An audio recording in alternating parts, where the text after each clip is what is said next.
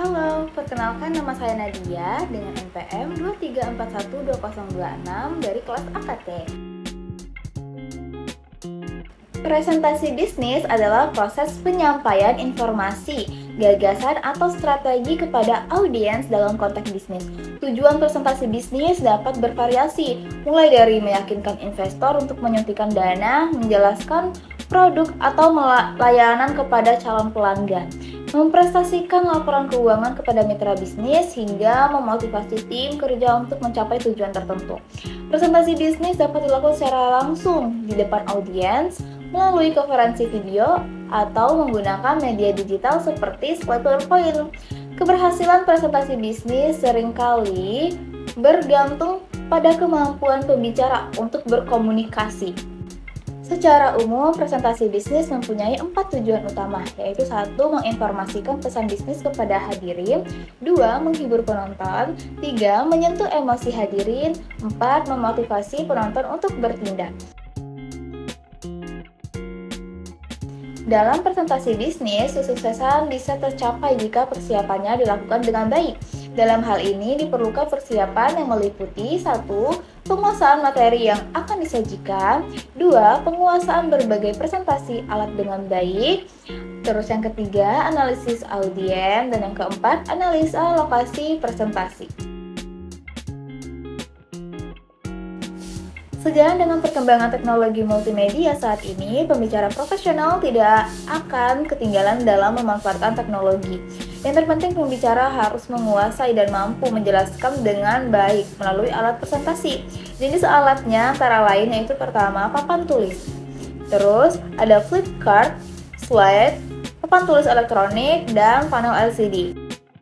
Untuk membuat presentasi bisnis yang baik, salah satu syaratnya adalah seseorang pembicara mampu menganalisis audiens dengan tepat. Ketidaktepatan dalam menganalisis kemauan audiens membuat pembicara gagal. Oleh karena itu, dalam menganalisis khalayak, seorang pembicara harus mampu menjawab pertanyaan dasar sebagai berikut. Yang pertama, siapa penontonnya? Semakin banyak informasi yang diperoleh dari khalayak, maka semakin mudah bagi pembicara untuk membuat presentasi yang tepat. Audiens bisa dilihat dari berbagai aspek, misalnya ditinjau dari umur, pekerjaan, kedudukan, status, pendidikan, asal daerah. Lalu, 2. Apa yang diinginkan audiens? Dengan memahami ekspektasi audiens, pembicara tentu akan melakukan segalanya upaya untuk membuat presentasi yang baik. Lalu yang ketiga, tempat melakukan presentasi. Misalnya tempat presentasinya di kota atau desa, ruangan berudara atau tidak, waktu penyajiannya yaitu setelah makan siang atau sebelum makan siang.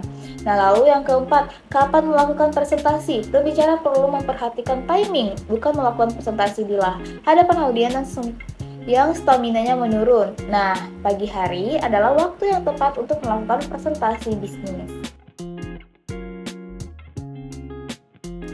Gerakan tubuh yang dilakukan oleh pembicara saat memimpin presentasi bisnis termasuk satu komunikasi nonverbal. Gerakan yang sering dilakukan dalam presentasi bisnis meliputi ekspresi wajah, senyuman, kontak mata, gerakan tangan, gerakan bahu, gerakan kepala, dan cara berdiri.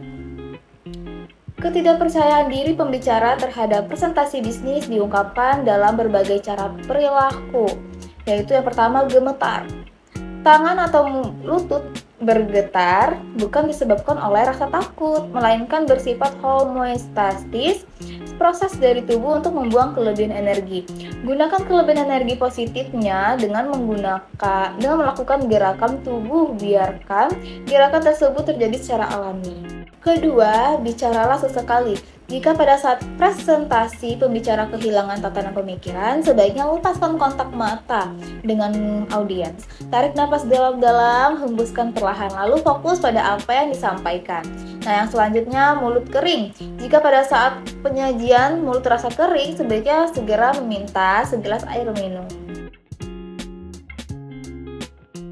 Peter Urban menjelaskan bagaimana seseorang pembicara dapat mengembangkan rasa percaya diri, yaitu Saat perkenalan, tersenyumlah dan pandanglah semua hadirin, jangan menunduk malu dan banggalah.